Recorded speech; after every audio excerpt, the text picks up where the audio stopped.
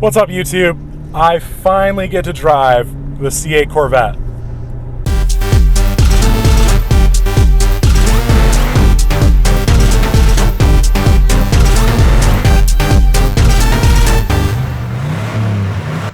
Welcome to Toledo Cars. Today we give you our take on the C8 Corvette. Be sure to like and subscribe. That really helps us out. We really appreciate all our subscribers. Let's get into it. This is America. And this is America's sports car. And before we look at what's new, let's talk about what's old. This is a C7 Grand Sport. Before 2020, the Corvette couldn't get much better than this. This is the end of an era, and what an era it's been. America's love affair with the Corvette came alive in the early 60s, starting with the TV show Route 66, featuring two men driving across the country, and you guessed it, a Corvette. The Corvette was even the car of the astronauts. And you know all those old songs about street racing? Guess what? A lot of them feature Corvettes if you listen closely. I was cruising in my Stingray late one night. Yeah, a fuel-injected Stingray in a 413. But name-dropping this American icon didn't end in the 60s. It can be found in music made today. Cruising down the highway, a Corvette Stingray. Wet, got it going like a turbo vet. Well, my first love was a little Corvette. Little window and a blue Corvette. Never been broke hard, racing like a Corvette. Got a little wildfire. Movies and television often present the car as the American dream. Sunsets are beautiful. Newborn babies are beautiful. This is spectacular. And when Walter's impulsive actions destroy the manifestation of the American dream, it's a Corvette. This is what happens when you're a stranger in the Larry. And when Stone Cold Steve Austin destroys Vince McMahon's favorite car, it's a Corvette. That's from Mr. McMahon's collection. That's a $50,000 car.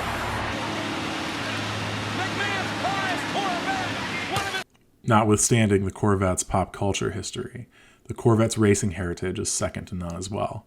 From 1999 through 2018, it racked up 8 Le Mans wins, 12 class manufacturer titles, 11 class driver titles, 12 class team titles, with 107 worldwide wins and 60 team first and second finishes. The Corvette achieved all of this following one simple formula. Big engine in the front, rear-wheel drive. It's the hammer of the car world. Simple, but powerful and effective. Even though the tried and true front engine, rear-wheel drive layout made the Corvette great for many years, it has one significant downfall. It doesn't transfer weight to the rear wheels as effectively as other layouts. This can make the Corvette a handful to drive, as this GM exec found out while driving the Corvette pace car. This crash right into the wall there by a GM executive. More importantly though, performance had plateaued. GM couldn't get any quicker times out of the front engine rear-wheel drive layout. As an example, the swan song of the front engine Corvettes, the 2019 ZR1, has 755 horsepower and went 0 to 60 in 2.9 seconds. That's a tenth slower than the 495 horsepower C8. But enough about the past. Here is the future. The base model has an MSRP just under $60,000. For that, you get the essentials of the car, a 490 horsepower pushrod V8 mid-mounted with an 8-speed transmission. Let's put this supercar bargain into perspective.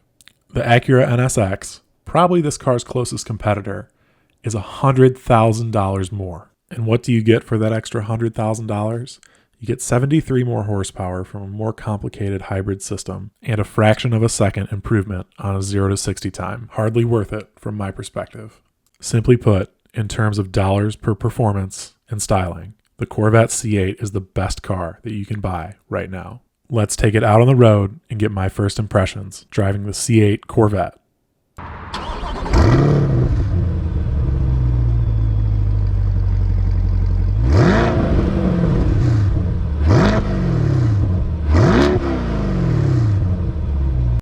First, let's start off by pointing out that the fact that I can even get in this car is remarkable.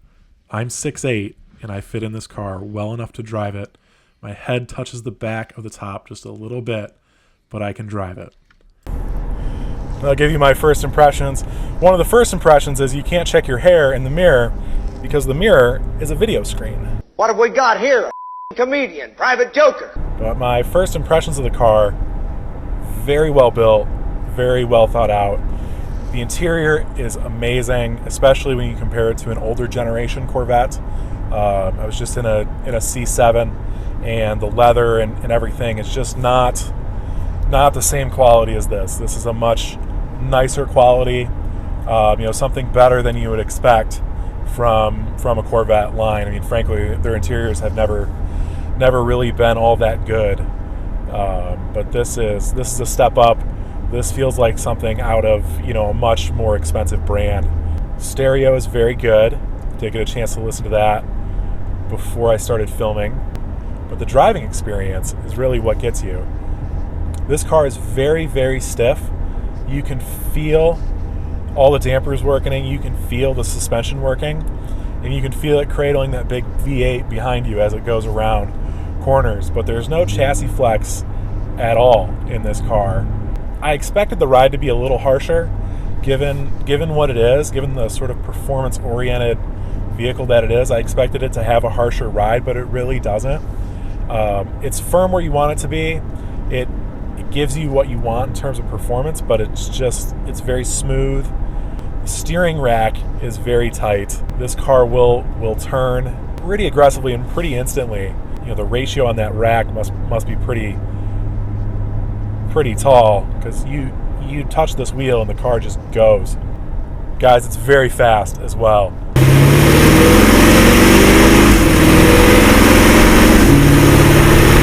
Guys, I could drive this all day. Very comfortable, very fun. The motor's interesting, and especially with the break-in period, it's rev limited at 4,500 RPM, so it kind of feels like I'm driving a truck. And you would think that would be terrible, but it's really not. There's a lot of torque.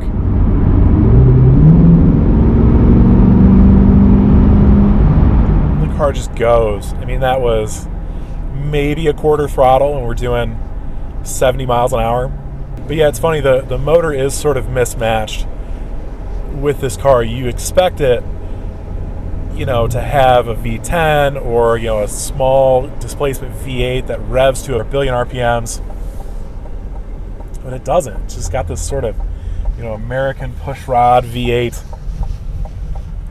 And I love it for that. But it's just not the sort of motor you expect to be in this car when you first look at it.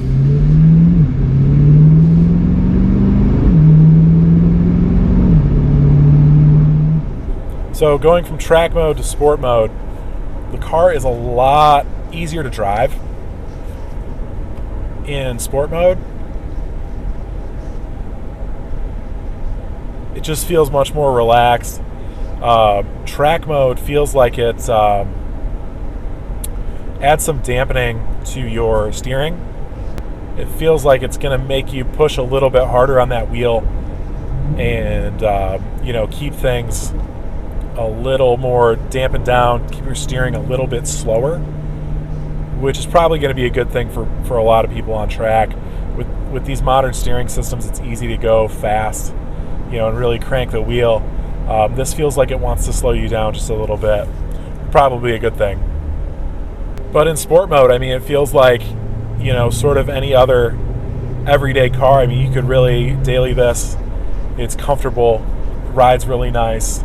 It's actually getting good fuel economy right now, which I think is hilarious. This really is a departure from what the Corvette has typically been. The Corvette has typically been, a hammer. And to a hammer, everything's a nail. Everything is put the biggest engine you can in the front and go fast with no weight over the rear. That's not what this car is. I mean, it still has a big engine, it's still very fast, but the design's a little bit more subtle, more intelligent. You can tell that this car is going to win a lot of races. It's going to do very well, at what it's built to do, which is racing and road racing. This car is going to do great at that, and it's going to be a great street car as well. Putting that engine in the back is going to lower 0 to 60 times, improve handling, and I'm so happy that Chevrolet did this, because The Corvette was getting tired. It was getting old. Everything about it had been done. They couldn't stuff a bigger engine in it. The only thing that they could do to make it go faster was to shove the engine behind the driver. And that's what they've done here, and I think they've done a really great job. Yeah, this car is going to do very well at something like an autocross, very well on a road race track. In fact, the C8R is crushing it in the IMSA GTLM class, taking a 1-2 finish at Road America most recently. Man, is this good. This is a great car. Part of us is a little discouraged to see the front engine platform go, and along with it, the manual transmission. But we are happy about this new C8. It's exciting, it's going to do well, it's going to dominate racing, and it's an awesome car. We can't wait for more. We can't wait for Chevrolet to crank out some more powerful versions. Once again, thank you to all of our subscribers. We really appreciate you guys, and stay tuned for more awesome car content.